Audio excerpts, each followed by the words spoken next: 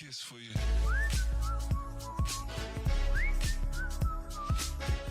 Alright, so today we're going to be looking at and talking about the mic that you're hearing this through, which is the Fifine A8 Plus, and why I believe that it is one of the best USB mics you can get, and it is only $50. Not despite the fact of it being that price, but the fact that I don't think you can find a better USB mic for under like $150, $200. Like, this is it. It's $50, and I kind of really want to focus and sort of talk about mics and microphones, especially in this kind of space, and really examine, what they are, if you're interested in buying one, what you should be getting, that kind of thing, and why I think this one's a good option. So pretty much here, basically to start out, what you want to kind of figure out is, if you're looking for a mic, what kind of type of microphone. There's roughly two types. There's, USB mic, which is what this is, what a lot of the popular mics for this kind of stuff are.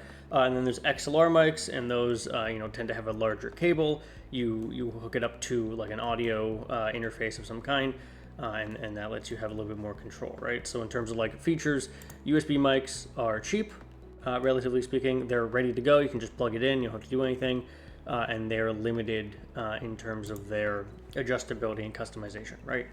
XLR mics are the complete opposite. They tend to be a little bit more expensive, but they are very versatile, right? You have a lot of different options and customization that you can do with them, and they work for a lot of different settings, and where a USB mic might only work for one or two settings. They also tend to be a little bit more professional. And on the professionalism scale here, I will kind of want to explain what that means. At the bottom, we have, this kind of mic, which is mostly centered on, it's advertised as a gaming microphone for podcasts and streaming, and sort of what's seen as lesser value things, or entertainment, that kind of stuff, right? So that's kind of this base setting. And then we have the microphone that's a little bit more subdued, right? It's definitely one that could maybe potentially be for things like podcasts and YouTube, but it could also be for professional work, or for radio, or for other things a little bit more standard design, right? Then we have what is seen as a very versatile mic. This is where you get into the multi-array stuff that we'll talk about. And this is where you can do things like recording guitar and choir, and have a little bit better pickup for, multi-directional things, interviews, that kind of stuff. And then we have the end point of, I would say these are all USB mics, but the end point of this is like a Rode. You're doing, TV interviews and things like that. You're trying to pick up on the Rode audio, that kind of stuff. And you're going to get to like this point. So that's kind of the scale here, is like you go from strictly for gaming to potentially for other things to for a lot of things, and then for more professional settings. And that's kind of the scale we have here. In this example, everything here is a USB mic, but that's not to say that this scale doesn't also work for XLR. It's just obviously a little bit more pushed towards the professional aspects because of the amount of setup that is typically required. So after you've determined if you want a USB mic or an XLR mic, and sort of, I guess, that's going to depend on, what you want to deal with, if you want to have the customizability, or if you want to just go in ready, right? That could depend on, the level of professionalism you're trying to get to, or it could just depend on your personal preference. But after you figure that one out, you want to determine what pattern you are going to be looking for. And there's two examples here. This mic here, this Elgato Wave 3, this one in the second to the left. This one is just a cardioid microphone. I believe this Rode one here is also just a cardioid microphone. I'm not sure if this specific picture is, but I do know that this, generally the USB Rode mics tend to just be cardioid. But these two are cardioid. These two here, the Yeti, which is this one, and the Fifine, which is what I'm talking to you through, is multi-directional. So we'll just discuss what that means real quick. Cardioid, which is the setting I'm talking to you through now, is pretty much the one you use if you want to talk directly into the mic at a rough distance of anywhere from 5 to 25 inches away from the microphone. You want it to pick it up, but you don't want it to pick up things around you, right? You don't want it to necessarily pick up stuff behind you or in front of you or anything like that, right? And as you can see, this is the chart from the Blue Yeti, which is, again, this mic here. And this is the chart they give. I think it's a good explanation of kind of how this works. So there's generally, for pickup patterns, right, you can get a microphone that, as I mentioned, is just cardioid, so it just has the one mode, or you can get something like the Blue Yeti that is multimodal. And the modes are here, right? There's stereo, which is used for capturing things like acoustic guitar or choir or anything else that has a right-left channel to it. Cardioid, which is well suited for podcasts because it's directly in front of you, tries not to pick up things around you.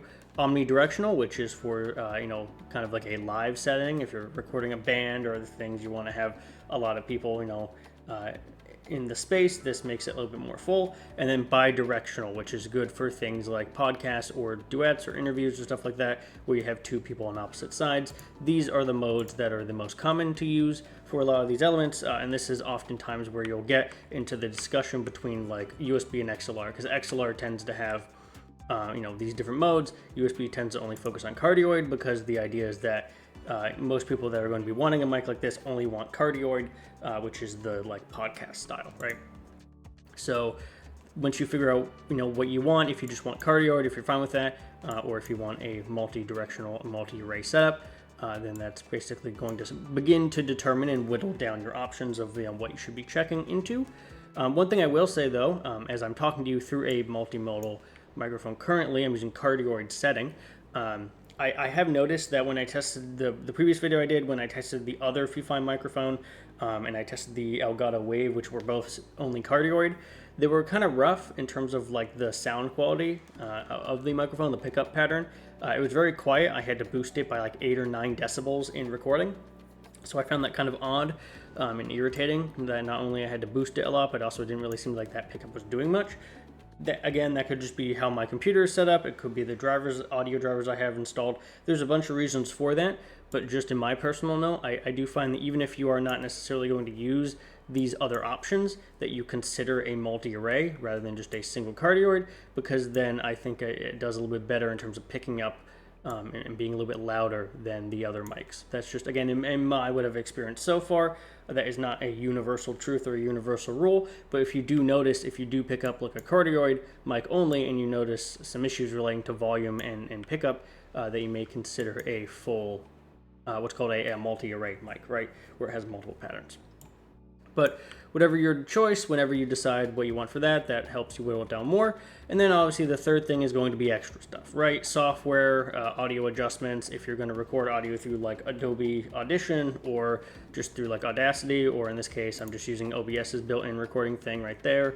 The only thing I have filter-wise is a noise gate, and that just removes some of the fans behind me and some of the audio, some of the breathing stuff that the mic may pick up. It just removes that bottom part right there, but for the most part I don't use anything fancy. But if you do want to be able to have special software, that kind of thing, that's something to consider. And obviously any of the accessories, an arm, a pop filter, a shock mount to prevent movement for the microphone, a handle, ties, whatever else you have there.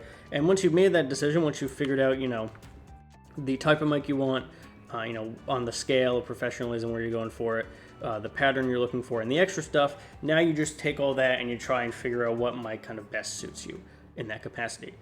And that kind of now comes down to ultimately the sound preference, right? This, as I'm speaking to you, is a $50 microphone. If you've seen my other previous videos, you'll know that the other mics that I've used, the Blue Yeti and the Elgato, are substantially more expensive. Blue Yeti was like $140, the Elgato, when I used it, was like $150, $160. And so that is a big difference. Let's see if I can pop it up here. Yeah, that is a big difference between the microphone quality and microphone tests. And so I'll place here a video example of how the Blue Yeti sounds. Intent behind it and all that. To be honest, the reason I'm calling this a very stupid idea is it is not something that is, while it's visually coherent in terms of like a design language, and I'll give an example here of how the Elgato sounded. At Path of Exile 2 today, and the title of the video is that Path of Exile 2 still kind of sucks, so it is going to be on sort of more than one negative side. But I ultimately wanted to focus on the fact that Path of Exile 2, I don't believe, is designed in the way that and I'll give an example of how obviously this microphone sounds, which is what you're hearing this through. So you can probably tell, as I mentioned in the previous video on that I had some issues with how that microphone was sort of operating, the Elgato. The Blue Yeti, mine just broke completely. I mentioned that in the last video that not a lot of people watched, so you may not know, but my Blue Yeti just like kaput. Had it for 7 years, just kind of went away, stopped working. So I got the Elgato and was quite disappointed with a lot of the issues with it. You can check that video if you're interested in that. But here we are Now in terms of pricing, we can see here that the Logitech Blue Yeti, which is typically the mic that people will mention when they recommend a mic here, they'll be either like the Blue Yeti or the Rode. The Blue Yeti here has been on sale for a very long time, since about 2007 or so. Got bought out by Logitech a bit ago, and you'll typically be able to find it for about $100. This is the mic I previously had. You could hear a little bit in the test clip, or you can watch pretty much any of the old videos, and it'll have that mic on it. Worked very well for 7 years. I was very happy with it, and it was, unfortunate that it ended up dying, but it wasn't too big of a deal because I did have it for about 7 years. You can get that for about $100. You can also check Camel and paste in the link to check any pricing to make sure that Amazon's actually giving you what the average price is and not like a pretend price, but it does average about $100. Other considerations people mentioned, again, Rode. The previous generation of this was a NT 4th generation. That was about $200. That was just USB. This one here is a dual USB and XLR option, which means maybe not this version, but one of the versions of the NT1 is a dual one, and that's $250 because it has both. I believe the previous NT1 4th gen USB is the one that's just USB, and that was about $200. So that pre-owned at this point because it's no longer on sale, but that was one that people often recommended. And then the other one that was frequently recommended is this one, the one I tested, which was the Elgato Wave 3, because Elgato does a lot of streaming stuff, has a lot of things you might have heard, the Stream Deck or other Elgato capture cards, right? So they have a microphone. This one, just cardioid only, it looks like this, right? I tested this, I wasn't that impressed with it, and that was about $150. So you'll see that, between this being $100, the other one being $200, $250, and this one being $150, then you come to this little microphone that could hear at $50, and you're like, there's no way that this new mic by a company I've never heard of is actually going to be any kind of good. On top of the fact that if you'll notice here at the bottom, it actually has a multi-array setup. There is multiple arrays to capture different things. And this is where the good part is. I don't use these things, but as I mentioned before, in terms of figuring out why my other stuff wasn't sounding as good, just having it improves things like clarity and pickup. So I think that works very well. Now, obviously, that means, the other settings here don't work that well. I'm not going to play them because it does distort a little bit and sound very weird, especially as I'm trying to mix audio and stuff. But if you've heard any other microphones in terms of bidirectional or omnidirectional, right, it's going to be picking up a lot of things. It's going to sound quite weird. And so, while I don't think it's necessarily that good for that, I think that just having it as an option is nice, and the fact that it helps the base cardioid thing works very well. And again, it's only $50. It's a third of the price. The reason I say that this is the best is because, again, I've tried this one. I've tried the Logitech here, and I've tried, I was able to try a Rode NT 4th generation in a demo booth at Guitar Center and some other places, and it's just, it's good. But it's not, I'm not going to say that this is better. It's not better. There's things that those mics do better and pick up better and all that stuff. But the fact that this is a third of the price and sounds as good as it does, and if you can tell, also includes a pop filter, and if you can also tell from the top part here, this part here, it has a shock mount built in. So it has a little shock mount here that prevents movement and has stabilization. It has a little pop filter here. It has a 1-button mute button. It has all the knobs you want. And it has a little stand on it, so you don't need to attach it to an arm, and it has RGB. It pretty much has everything. It's kind of crazy. It's like you have the pop filter, you have the one-touch mute, you have RGB and a shock mount, and the knob adjustments and a stand, all this stuff, and multi-array for $50. It's actually kind of ridiculous in terms of what it's offering. Again, it's not going to necessarily be the best sounding microphone you can get, USB mic you can get, but you would have to spend, as I mentioned, an NT 5th generation, $200 to $250 to get a mic that, in my opinion, actually sounds better than this, which is super impressive. So overall, you can hear it. I don't really have to do much more in terms of a review because you can hear, as I've been talking, what it's picking up, what it's not picking up.